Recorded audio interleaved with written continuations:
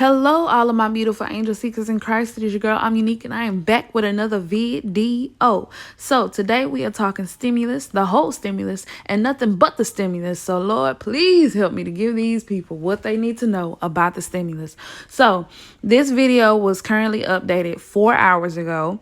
So I wanted to go ahead and give you guys an update as to what's going on with the stimulus. So here goes, and I hope you enjoy. Let's bring James Freeman in, Wall Street Journal, Fox contributor. And I don't know if this is just for show, James. Do you think this meeting today, I mean, as Blake says, math-wise, it does make sense. I mean, you have 10 Republicans. They come over to the White House. If you latch on the Democrats, you could get to 60 and get something bipartisan done. But it seems like the Democrats are ready to go on their own here. Well, I think this is going to be a moment that tells us a lot about the Biden presidency going forward. It's, I would say, gracious of this group of Republicans to come over with the $600 billion offer. But the truth is, we really don't need either of these huge plans. I know $600 billion in the context of the last year for a lot of people watching these COVID negotiations in Washington may seem like kind of a small number, but it's massive if you consider that the underlying Biden premise that you saw Jen Psaki talking about is false. This economy is not in crisis. We just saw today the CBO upgrading its expectations. They're thinking the economy gets back to its pre-COVID level mid-year. They're talking about fourth quarter, you get 3.7% growth over fourth quarter of last year. We've seen you got the ISM report today on manufacturing, which is growing, 4% growth in the fourth quarter. So there really is no crisis here. And I'm wondering at what point that intrudes on Beltway discussions. You know, the only thing I would say, I guess, to challenge that, and usually I'd be more likely to tilt in the way of data than anecdotes, is that should we give a little bit more weighting to kind of the anecdotal discussions in the small business community, as an example. There are a lot of people in, that own restaurants, for example, and we have them on all the time, and other small businesses that are still really suffering, even if the overall economy, whether it's manufacturing or just GDP or maybe the stock market at times, can look a little bit better. And those people say they do. Many of them, not all, but many of them say, well, you know what, we still do need some help. Yeah, I think you can. There's an argument about what to do. We're talking about a very particular group of people, typically in coastal states where the lockdowns have been imposed very aggressively. So you're talking about the hospitality industry that has gotten crushed in places like New York, New Jersey, California. Mm-hmm. But this is not an economy-wide problem right now. I would say the answer is to let those people do business and open up. But even if the president is more fearful, he wants to help state governments impose their lockdowns.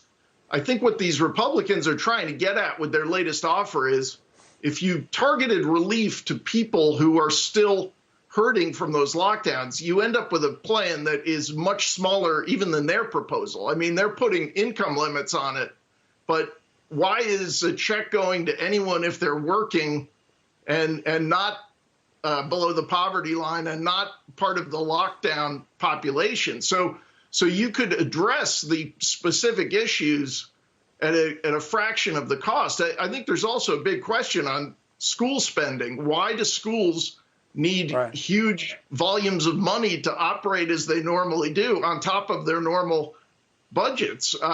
We get the data over and over again from various medical studies showing that kids are not big super spreaders. The kids obviously aren't at much risk. Neither are most of the teachers. Right. I do have a question or two more, James, but we just have some news in on Robinhood. So I'm going to wrap it up for today now. Okay. We'll obviously stay on these issues. But thank you, as always, James Freeman from the Wall Street Journal. Okay, so basically, this man right here is a perfect example of someone who does not want people like us to get anything. He has went through all of this trouble to document a bunch of numbers that don't mean anything to me. I don't know if they mean anything to you, but I feel like if you help somebody, you should help us all. And there should be no type of deviation as to who deserves it, in his opinion.